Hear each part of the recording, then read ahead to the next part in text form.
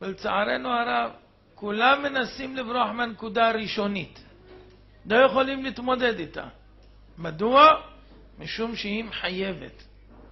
אם אדם יודע שיש בורא לעולם, זה מחייב. כי בורא שברא את הבריאה המופלאה הזאת. זה דבר פשוט. לא צריך להסתבך עם זה.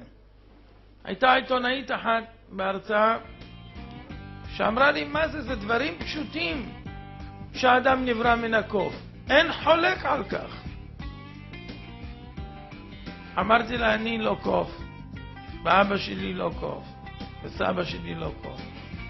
את רוצה להיות מהקופים? יערב לך. אין לי בננות פה, אני לא יכול לעזור לך. אבל בסדר אם את רוצה. אבל אני אגיד לך דבר אחד. אפילו אם תגידי שהייתה אבולוציה, והיה מוטציות ספונטניות, והיה כל מיני דברים מן הסוג הזה, בואי נשאל אותך שאלה ותעני. אמרתי לה, תגידי, כמה פעמים אצטרך לזרוק כסת דיו שחור על מפה לבנה וצחורה בשביל שיצא לי בפעם אחת האות א' בכתב דפנה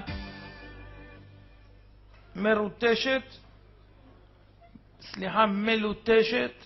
בלי ריטוש, מדוקדק, כאילו זה יצא מהדפוס. כמה פעמים אצטרך לזרוק כסת דיו שהיא תתפזר, תשפך ויצא בפעם אחת האות א'.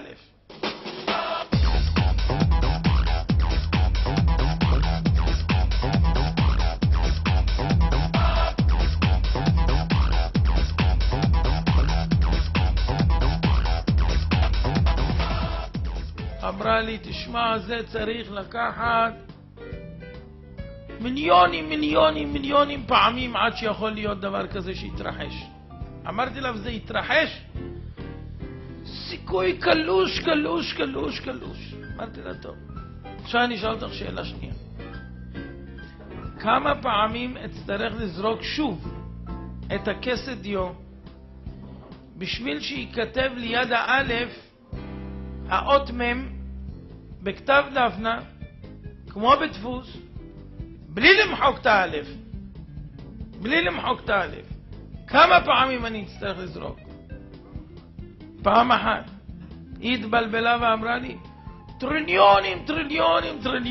אמרתי לה, אחרי פעם אחת מחקת לי את האלף, עד שעשינו את האלף. חייב שזה יהיה בפעם הראשונה. אפשר שיהיה מם בפעם הראשונה?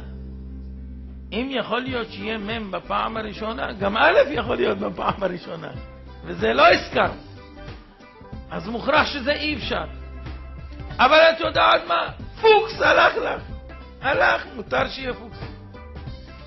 כמה פעמים עכשיו תצטרכי לזרוק את הכסת דיו בשביל שיצא לך אות נון ליד המם בלי למחוק את האלף והמם?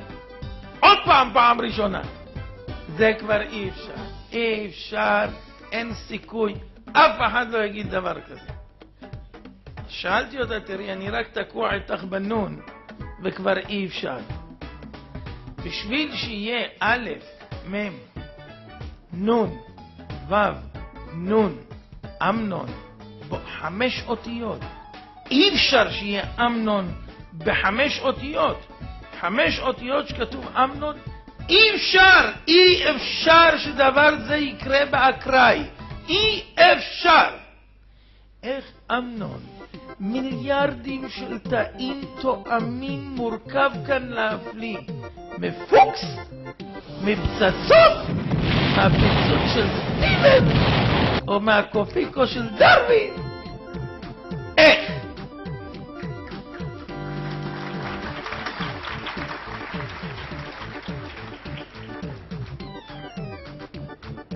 זאת אומרת שהדברים הם פשוטים להפליא.